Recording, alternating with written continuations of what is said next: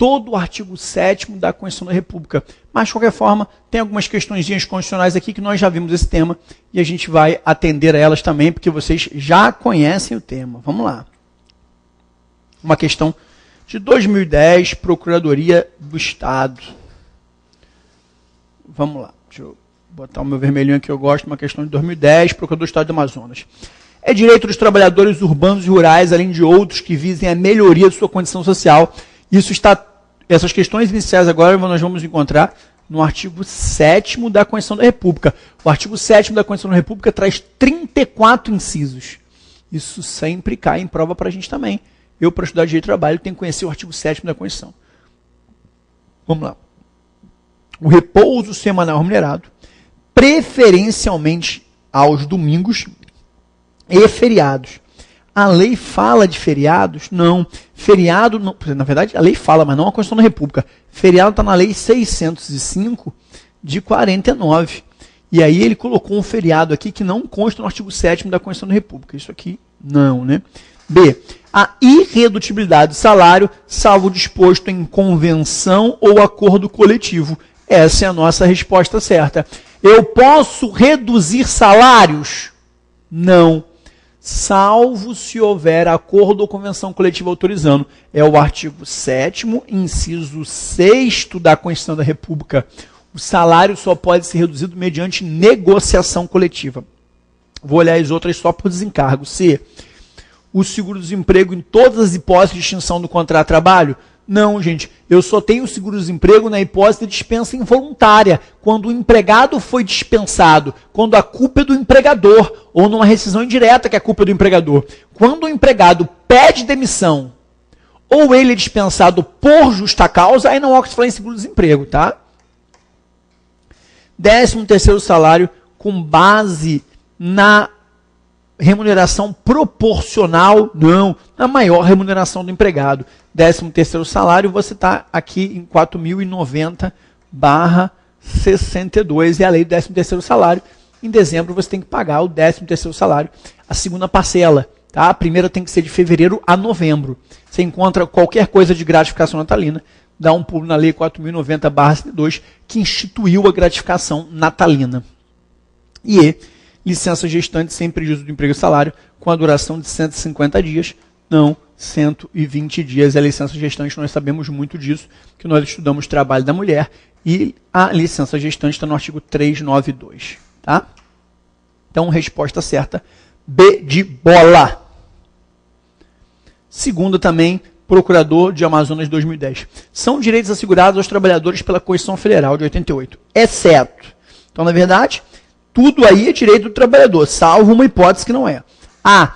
Jornada de 6 horas para trabalho realizado em turno ininterrupto de revezamento. Sim, está no artigo 7º, inciso 14 da Constituição Federal. Se você trabalha em turno ininterrupto de revezamento, é aquela pessoa que trabalha em escala noturna, de 22 às 6, um exemplo. Depois ele trabalha em outra escala, de 8 às 2 da tarde. Depois ele trabalha em outra escala, de 2 da tarde a 10 da noite. Essa pessoa que trabalha em escalas, em turnos diferentes, ele deve trabalhar no máximo 6 horas por dia. São os profissionais que trabalham em turno ininterrupto de revezamento.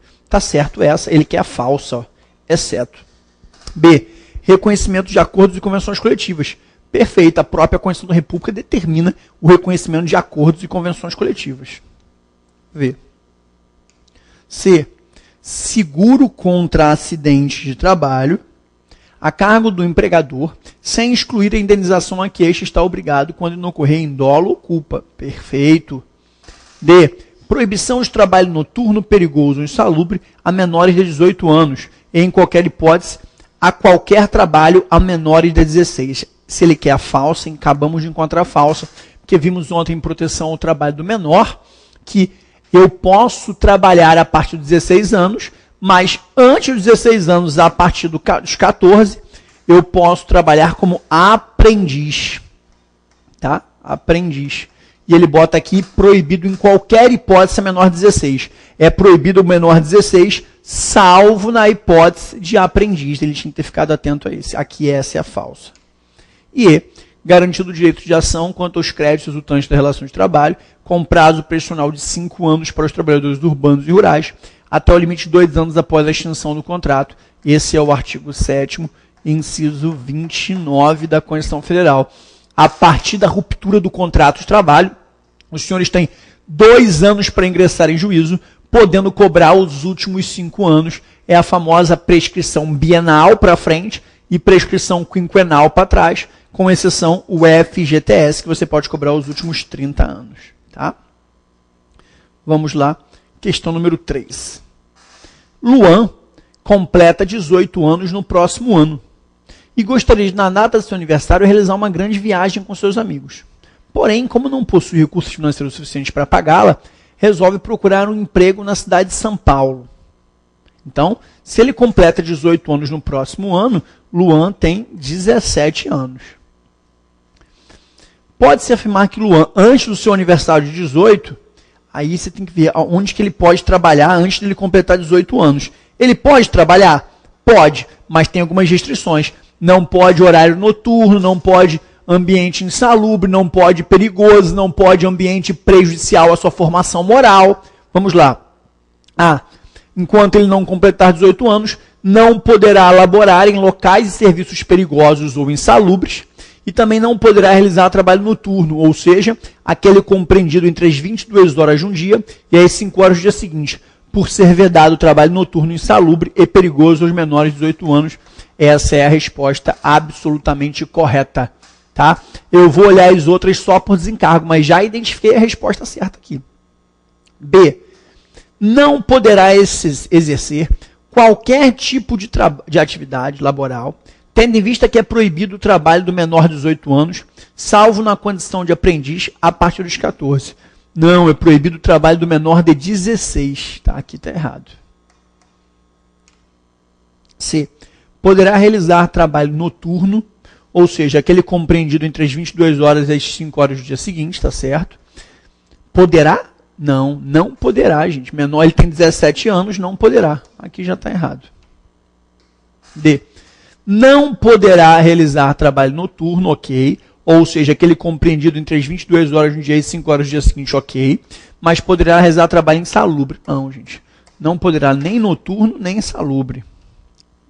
E poderá realizar trabalho insalubre e perigoso, desde que utilize equipamentos de proteção adequados e também laborar no período noturno. Poderá realizar trabalho insalubre e perigoso? Não, gente.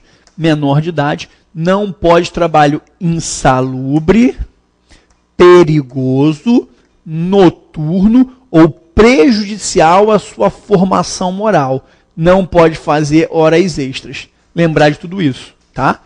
Artigo 7º, inciso 33 da Constituição Federal, artigo 405, parágrafo 3º da CLT e artigo 413 da CLT. São estes os dispositivos legais.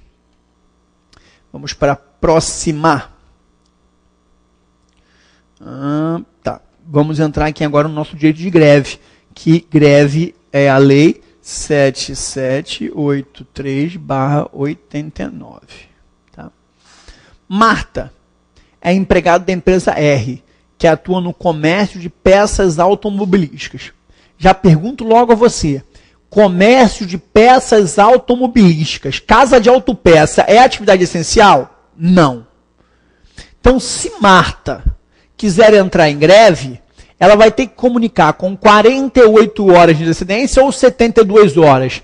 Marta, 48. Por quê? Porque Marta não trabalha em nenhuma atividade essencial. Então, vou botar aqui do lado. Ó, Marta, é isso aqui, 48 horas que ela tem que comunicar. Tá? Mirna é empregada da empresa S, que atua no ramo funerário. De acordo com o artigo 10 da Lei 7783/89, funerária é atividade essencial? É. Então, se Mirna quiser entrar em greve, tem que avisar com antecedência de Mirna 72 horas. Vou botar aqui, Mirna 72 horas. Então, Marta avisa com 48 horas, Mirna com 72. E Mônica é empregada da empresa T, que atua no ramo imobiliário. Imobiliária é atividade essencial de acordo com o artigo 10? Não. Então, Mônica também está com Marta. 48. As categorias de todas as empregadas tiveram frustradas as negociações para aumento salarial e, por esse motivo, pretendem a cessação coletiva do trabalho. No caso da categoria de Marta, Mirna e Mônica, a greve deve ser procedida um aviso de 48, 72 e 48. Será que tem essa hipótese? 48, 72 e 48, respectivamente. Muito bom. Essa é a nossa resposta correta. 24, 48 e 24. Na verdade, 24 nem existe, então essa aqui você tinha que eliminar. Aqui ele inverteu. Ele colocou o contrário, né? Só para te confundir. Todas em 72 horas não, todas em 48 horas não. É só lembrar, atividade normal, 48 horas. Atividade essencial, comunicar em 72 horas, tá? Vamos para a próxima.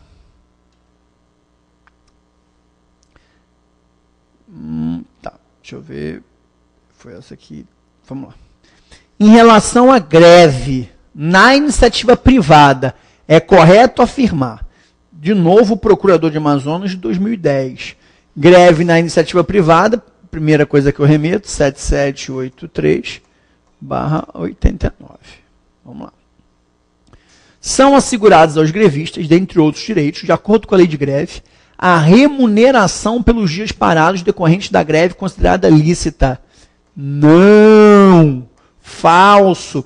Porque greve é uma hipótese é igual a suspensão contratual. E na suspensão contratual, todos os direitos e deveres do contrato estão paralisados.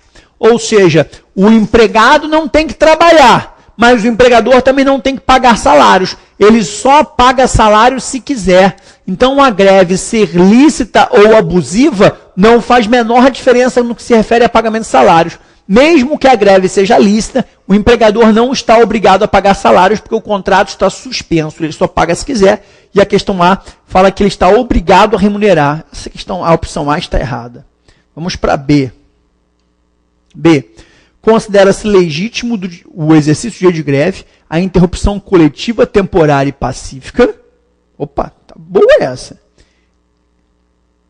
Total ou parcial da prestação de serviços a empregador. Considera-se legítimo o exercício do dia de greve, a interrupção coletiva, temporária e pacífica, total ou parcial da prestação de serviço do empregador. Esse total aqui me leva a erro. Será que é total, professor, ou parcial? Pode ser que essa seja a opção correta. Eu vou deixar marcada aqui, porque se não tiver nenhuma opção melhor, essa é a opção correta. Deixa eu ver as outras. C. Entre os direitos assegurados aos grevistas, encontram-se os meios pacíficos tendentes a persuadir e aliciar os trabalhadores a aderir à greve. Essa está muito certa. Está muito certa, C. Depois eu vou voltar para ver por que a B está errada. Mas a C está muito certa, gente. Entre os direitos assegurados aos grevistas, encontra-se o emprego de meios pacíficos tendentes a persuadir ou aliciar os trabalhadores a aderir à greve. A C está perfeita. D. As manifestações e atos de persuasão utilizados pelos grevistas poderão impedir o acesso ao trabalho. Não, impedir o acesso ao trabalho não, gente. Tem que ser livre e pacífica. Eu não posso bloquear a porta da empresa. E. Na greve em serviço às atividades essenciais, ficam as entidades sindicais ou os trabalhadores, conforme o caso, obrigados a comunicar a decisão ao empregador com uma antecedência mínima de 48 horas da paralisação. Não, nas atividades essenciais ele tem que comunicar com 72 horas. Vamos voltar para a nossa B. É ali que ficou o erro. Considera-se legítimo o exercício do dia de greve, a interrupção coletiva, temporária e pacífica, total ou parcial da prestação pessoal de serviços ao empregador. O mínimo necessário ali para que fique mantida a empresa tem que ser respeitado isso, tá? Então, a greve ela vai fazer a paralisação, mas o mínimo necessário tem que ser mantido. No caso de atividade essencial, tem que ser mantido a sociedade. Mas mesmo numa greve normal, o mínimo necessário tem que ser mantido. A letra B te levava muito a erro, só que a C está absolutamente correta, tá? Mas a B está muito próxima do correto também. Metrô, advogado 2010. Vamos lá. No que concerne ao direito de greve. Vamos ver as assertivas. Na greve em serviço ou atividades essenciais, ficam as entidades sindicais obrigadas a comunicar a decisão aos empregadores e aos usuários com uma manutenção mínima de 72 horas da paralisação. É atividade essencial? 72 horas? Então essa é V. A 1 é V. Se a 1 é V, eu já elimino que não tem 1. A E não tem 1 e a C não tem 1. As duas eu eliminei. Eu estou entre 1 e 4, 1, 2, 3, 1, 3 e 4. 2. A 2 tem? Tem. 2. É lícita a paralisação das atividades com o objetivo de frustrar a negociação ou dificultar o atendimento das reivindicações dos empregados. Lockout. Por iniciativa do empregador. Empregador faz greve, gente? Empregador não pode fazer greve, então é ilícita isso aqui. Ó. A 2 é falsa. Se a 2 é falsa, eu elimino a B. Eu estou entre 1 e 4, 1, 3 e 4. A 4 eu já vi que está certo, porque as duas opções têm. Vou ler a 4 para vocês. Em regra, é direito dos grevistas a proteção contra a contratação de substitutos pelo empregador. Verdadeiro. O empregador só pode contratar substituto para os grevistas na hipótese de uma ilegalidade da greve, de uma abusividade. Agora, eu não posso, desde o início, se for uma greve lícita, que respeita as leis, eu, empregador, contratar substitutos. A fiel da balança aqui vai ser o item 3. Se o 3 estiver certo, eu fico com a letra D. Se estiver errado, eu fico com a letra A. 3. A entidade patronal correspondente ou os empregadores diretamente interessados serão notificadas com uma manutenção mínima de 24 horas da paralisação. Não, 48. Greve normal, 48. E atividade essencial, 72 horas. A 3 está errada. Desta forma, eu tenho como certa a letra A, a 1 e a 4. Ok? Vamos para a nossa questão de número 7. Nós temos a 7, a 8, a 9, a 10 e fechamos. 7. Tá, vamos lá. Procurador MP Especial, Tribunal de Contas 2011. O artigo 10 da Lei 7783, que é aquele que elenca as atividades essenciais, dispõe sobre esse dia de greve, a rol dos serviços ou atividades essenciais indispensáveis ao atendimento das necessidades inadiáveis da comunidade, cuja prestação deve ser garantida. Não se enquadra no rol do artigo 10, que não é atividade essencial. Vamos lá. A. Processamento de dados ligados a atividades essenciais e serviços de educação voltados ao ensino fundamental. Falso. Já é a resposta que eu achei. Ensino fundamental não está no artigo 10, isso levaria vocês a erro. Várias questões de prova colocam isso. Ah, ensino não está no artigo 10. Coloca uma coisa na sua cabeça, tá? Professor faz greve, não é atividade essencial, tá? B. Produção e distribuição de energia elétrica, verdadeira. Transporte coletivo, controle de tráfego e assistência médica hospitalar, verdadeiro. Compensação bancária, distribuição e comercialização de medicamentos e alimentos, verdadeiro. Tratamento e abastecimento de água, serviços funerais e telecomunicações, verdadeiro. Se ele queria a falsa é essa aqui, a letra A. Questão bem difícil para Ministério Público e Tribunal de Contas. Questão que levaria você a erro facilmente, tá? Próxima questão. Sobre comissão de conciliação prévia. Vamos lá. Questão de 2011. As comissões de conciliação prévia. A. Terão mandato de 2 anos vedada a recondução. Falso aqui e falso aqui. Porque pode ter uma recondução e o mandato é de 1 ano. Falso por 2 motivos. B. Não poderão ser constituídos por grupo de empresas. Falso. Porque podem ser constituídos tanto por grupo de empresa, é o artigo 625A, quanto por sindicato. Tá? Também falso. C. Poderão ser instituídas com apenas 2 membros. Verdadeiro. Que, de acordo com o artigo 625B, a comissão de conciliação prévia pode ter de 2 a 10 membros. Então, ela pode ter no mínimo 2. Está perfeito. D. Terão membros de mandato de 1 ano, ok, mas vedada a recondução. Falso, porque ele pode ter uma recondução. E. terão o dobro dos suplentes em relação aos seus membros. Falso, porque para cada membro titular é igual a um membro suplente. E a garantia de emprego ela vai abranger tanto aos membros titulares quanto aos membros suplentes. Então, falsa. Quando eu penso em comissão de conciliação prévia, eu penso nos artigos 625A até o 625H, que é onde fica uma comissão de conciliação prévia, instituído no ano de 2000. Ok, galera? Questão número 9, nossa penúltima questão de hoje. Uma questão do TRT na região de 2010. De acordo com a CLT, as comissões de conciliação prévia A. Instituídas no âmbito da empresa, terão 1/3 dos seus membros indicados pelo empregador, em escrutínio secreto, fiscalizado pelo sindicato de cadeia profissional. Falso, gente. Porque a composição é paritária. Então, eu tenho 50% instituído pelo empregador e 50% eleito em escrutínio secreto pelos empregados. Então, A absolutamente falsa. B. Instituídas no âmbito da empresa serão compostas de no mínimo 2 e no máximo 10 membros, com mandato de 1 ano, permitido uma recondução. Tá perfeita, galera. No mínimo 2, máximo de 10 membros, mandato de 1 ano, permitido uma recondução. Irretocável, nada a mexer aqui. Vou olhar as outras só por desencargo de consciência. C. Tem prazo de 15 dias para a realização da sessão tentativa de conciliação a partir da provocação do interessado. Prazo de 10 dias. Lembra que a gente falou dos 10 dias, que o artigo 625G ainda fala que durante esses 10 dias fica suspensa a prescrição? 625, pareceu um 8 ali. Prazo de 10 dias.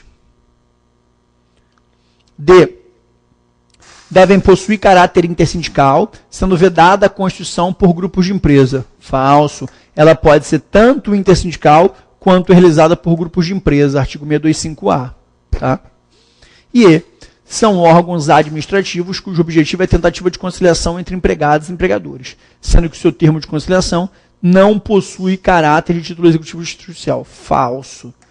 O termo firmado perante a Comissão de Conciliação Prévia é título executivo extrajudicial. Nós encontramos isso no 625E e encontramos no 876, nos dois. Tá? E a Comissão de Conciliação Prévia pode impor uma decisão? Não. O papel dela é só buscar o acordo. Não teve acordo, acabou a função da Comissão de Conciliação Prévia naquele momento. Tá? Nossa última questão de hoje, questão número 10. Vamos lá.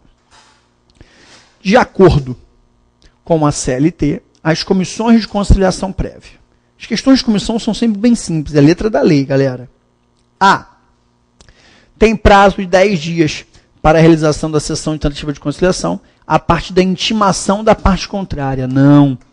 O prazo de 10 dias está certo, mas na verdade é a partir da provocação do interessado, não a partir da intimação da parte contrária. A partir do momento que eu fui na comissão, ela tem 10 dias para resolver meu problema. B. Não possuem prazo estabelecido na legislação trabalhista supramencionada para a realização da sessão. Falso.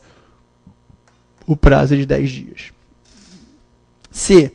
Tem prazo de 30 dias para a realização da sessão da tentativa de conciliação a partir da intimação da parte contrária. Não é da intimação da parte contrária, é da provocação do interessado. D. Tem prazo de 30 dias para a realização da sessão da tentativa de conciliação. Prazo de 10 dias, gente. Só pode ser a E, porque se não for a E, a questão tem que ser anulada. E. Tem prazo de 10 dias para a realização da sessão de tentativa de conciliação a partir da provocação do interessado. É a nossa resposta certa. Galera, vamos ficar por aqui hoje. Viram que comissão de conciliação prévia, as perguntas são letra da lei. Então, qual o seu dever? Vale a pena, antes de fazer qualquer prova de direito de trabalho que caia a comissão de conciliação prévia no conteúdo programático, dar uma lida nos artigos 625A a 625H. Lembrando que o artigo 625D está suspenso, pois decretado inconstitucional pelo Supremo. Direito coletivo, muito importante a parte da lei de greve, lei 7783/89, decorar o artigo 10. Lembrar que tem que decorar o artigo 10 e que a atividade essencial paralisa com 72 horas de antecedência, atividade normal 48. E estudar, vale a pena dar uma olhada com calma no artigo 8º da Constituição da República, artigo 611, que fala de acordos e convenções coletivas. Acordo coletivo é limitado a uma empresa, convenção é a toda categoria. E o 614, o prazo de 2 anos. Ok, um grande abraço a todos. Ficamos faltando só agora nossos últimos 2 encontros para que podemos fechar esse nosso módulo Direito e Trabalho começando do zero, eu e o professor Renato. Um grande abraço a todos, gente. Tchau.